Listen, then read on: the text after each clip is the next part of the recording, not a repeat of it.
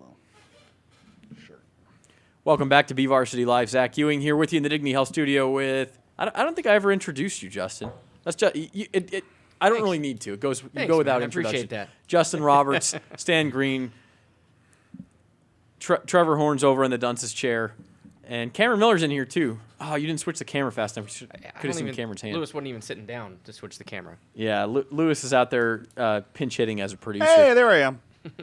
There you are. There you are. Stan, you mentioned at the break, and the people may have heard it because I think we kept the audio on for a few seconds. You said you had some good news. That was quite the teaser there. Yeah, it was. I'm getting used to this. All right, that's good work. So fill us in. So one of the reasons I have a great job is because I'm allowed to grow that job. And so you said brainchild earlier.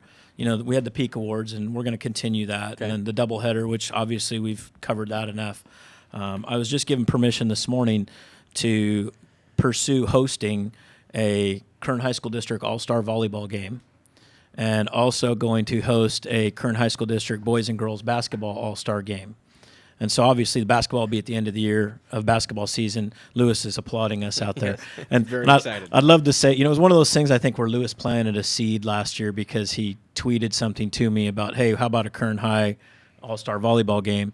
Lewis isn't going to sit down the rest of the day. Thanks for that. Well, it gets better. It gets better because what I'd like to do, and obviously I have to finalize some of the product here, and what we'd like to do is have perhaps maybe some guest coaches. Oh, I don't know who they would be, but maybe some news people that are guest coaches, and we could have we could have real coaches sit by you to help. There maybe. you go. There you go. How many technical fouls did we get before we get ejected? That's I did fine. Brooke I think Roberts. volleyball, they just run you from the place. I That's don't think true. you get any technical. Well, we had the game the other day with the Hey, road King runners. Louis just said a nice one. Your mother Yeah, as one of the coaches. There you go. And so I would like to, you know, ideally what we'd like to do is we'll send out a packet. I believe I have a sponsor right now, so we're going to have a banquet on a Wednesday night. I believe it's Wednesday, December 3rd is the plan. We'll do a banquet. We'll award scholarships to a couple of the kids. Then the game will be on Thursday because that Friday could be a football championship game. So we'd run the volleyball game Thursday night. And we'd like to have the seniors' names submitted prior to that and do a draft, kind of like the football game does in Very town. cool. Yeah, so this would be volleyball early December, right? Yeah, December 4th is a Thursday, I believe, and that would be the night of the game. December 3rd would be the right banquet. before the section championships in football. Yeah. Yeah. So, So that would be very cool. We're really excited about it. I love this idea. I absolutely love this idea coming from Sacramento. The Evening Optimist Club up in Sacramento has been doing this for 37 years across the board, fall sports, winter sports, spring sports. So being able to bring this together and allowing those student athletes that may not get an opportunity to play the sport that they love one last time against other high-quality athletes that may also be in that same boat, it's a fantastic thing for them to do. You get rivalries, you get friendships coming back together. This is really neat. As long as you include Tatchby, because I want to see Destiny again. Hey, if they're a senior and they're nominated, we got it covered. Let's do it. I want to see Destiny go up against Klein. I think Tatchby plays Stockdale, actually. They do on Tuesday. That's right. Okay, there you go. I think we have our first two nominees. That's right. Stan, more serious note, and I wanted to get to this, and it's something we haven't mentioned yet, but of course the big news of last weekend in high school football around here, besides all the on-the-field results, which were significant, out at Taft, we had this hazing incident. We had obviously there's rumors flying around of what happened. We're not going to get so much into that. They canceled their game against Highland, which was highly unusual to be that close to the game. I just wanted to ask you from your district's perspective, what are the policies for coaches and hazing?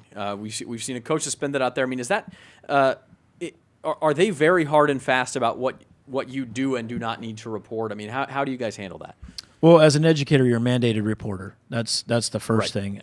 You know, every single one of the coaches in the state of California, it's in the ed code that they have to go through a full certification course, which, you know, we run 3 of those a year as a district. Right. And, you know, part of it is the legal aspect, you know, what the legal things are that could happen to you and what you need to do to protect yourself. And then, you know, we end the day as a district talking to them and just try to educate them on, you know, here's what's acceptable, here's what's not. You know, we don't go into specific, you know, examples. I think one of the things that I try to get across to our coaches is, you know, the last thing that you want an administrator to have to answer is you did what, which is not the case in this one, the way I understand it. You know, it's just a difficult situation. It really is. And you know, there's the hazing and bullying that's gone on in society now, and the side effects of it that have been tragic in our community. There's been incidents in different cities. I won't name them, but incidents. Sure. That it is something that's come to light. It is something that all of us in education take seriously, and we don't want it to happen. And if something goes on, we make sure we report it to the appropriate administration so that they can conduct an investigation and handle it. And so much of this, I think, is sort of the preparation, the education of the kids to let them know what is and what isn't acceptable, right? I mean, even though sometimes it may seem obvious to us, tell the coaches, let the kids know right off the bat, none of that is going to happen. Yeah, and not speaking directly to this situation, that's 100% true. I think the thing that maybe not you two, because you guys are pretty young.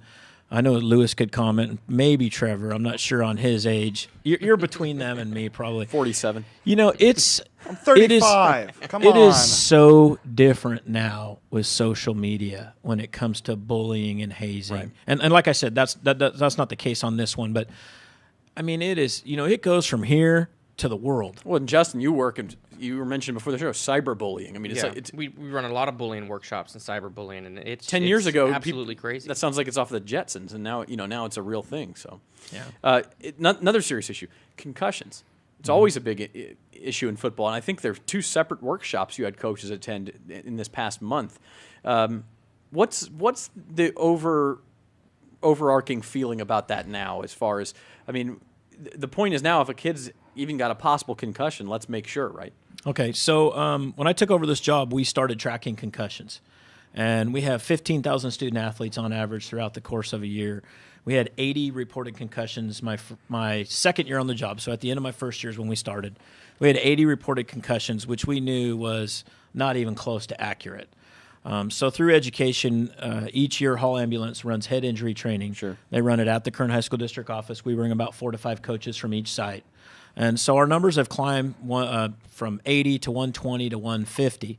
We feel good about that. And it's only from the angle of now we know we're getting more accurate reporting and more conservative feelings about it from our coaches and our staff. This past Saturday, we were able to partner with Center for Neuroskills, and we brought in the West Coast expert on concussions, Dr. Chris Giza from UCLA, who I have a connection with because he's my son's neurologist.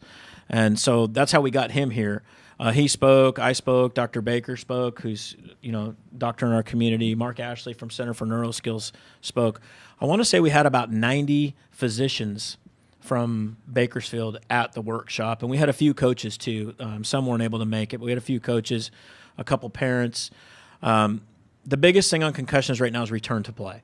And with Assembly Bill 2127 passing, we have practice limitations of 90 minutes, 2 full contact practices. Everybody got really excited about that. Most of our coaches already do that anyways. I mean, Golan never uses contact. Yeah. I Well, mean, the NFL, for instance. NFL has no contact in practice. The colleges, the Pac-12 does the same thing. The biggest part about AB 2127, though, is it's a minimum 7-day return to play. That goes into effect January 1st, but we're trying to implement that now and correct return to play. We want to make sure our kids see someone that knows what's going on with concussion care. And I was so excited that 90 physicians and emergency room nurses, et cetera, came. Right. And that's something that's changing. We talk about changing with cyberbullying. I mean, it changes before your eyes. 10 years ago, it was, you got your bell rung, get back in there. And now there shouldn't be any of that, and there's certainly a lot less of it. Yeah, we don't support that. We know our coaches know that's the message we give them. If it's a suspected concussion, you're out until you go see an MD or a DO. And then at that point, we would like to see back a Justin had no concussion, or ACE return to play, which is 6 to 7 steps to get through that where you're cleared to return to full contact. I'm not sure Justin could pass that. Oh, I can pass that. All right, well, we'll see. What are we doing about Zach? Do we have time? We got about a minute. What are we doing about? I mean, we got the diagnosis of a concussion up, so we know we're training our coaches in concussion education. What are we doing to help? I don't know how to word this the right way. Help coaches that don't have the experience necessary to teach tackling, because at the higher levels and at the Division I level in our town, we have some very good coaches. Mm-hmm. At some of the lower levels, we struggle at the freshman level of getting guys qualified or have the experience to to teach tackling properly rather than the old school head down, find the middle of the chest, which a lot of the time ends up helmet to helmet because the offensive player obviously ducks their head as well. I mean, there's guys out there right now, like Pete Carroll for one, which is funny because he's got a great educational video on how to lower the target with the hips and how to move your head to the correct deal. And how do we get that in for the coaches that might not have the experience or even at the 7th and 8th grade level? Okay, so I know the guy from Golden Empire, Ron White, is working with the NFL on that. It's interesting you'd mentioned Pete Carroll because I found that video in early August as well, and it's a great instructional it's really video. good. So this summer I had invited a couple coaches to go down to the Practice Like a Pro clinic in LA, which is where we learn the stuff about the NFL, no contact. But the interesting thing about Pete Carroll's video is, it was different tackling techniques that you and I mean, we didn't see those when we played. Really, that's how we're doing it now? So I sent it out to all the athletic directors, say, please make sure you get this out to your football coaches, which is really just, something for them to use. I sent it to Paul Gola as well and said, hey, take a look at this. Let me know what you think. And literally within an hour and a half, he sent me 3 clips and said, we've been doing that for a couple years. That's great. And, the interesting thing is the gator roll, which you could imagine, from the Discovery Channel, what a gator does when they get something. Used to be head in front. Now they attack head behind. It's really interesting how we've done so much to save the game. And as long as we continue to get our message out there about concussions and about safety of our student athletes, and as long as the Seahawks continue to put out videos like that and our coaches continue to have access to those, and obviously they're implementing it, it's our hope that gets implemented throughout the whole level of the program and that the coaches spend a lot of time on that.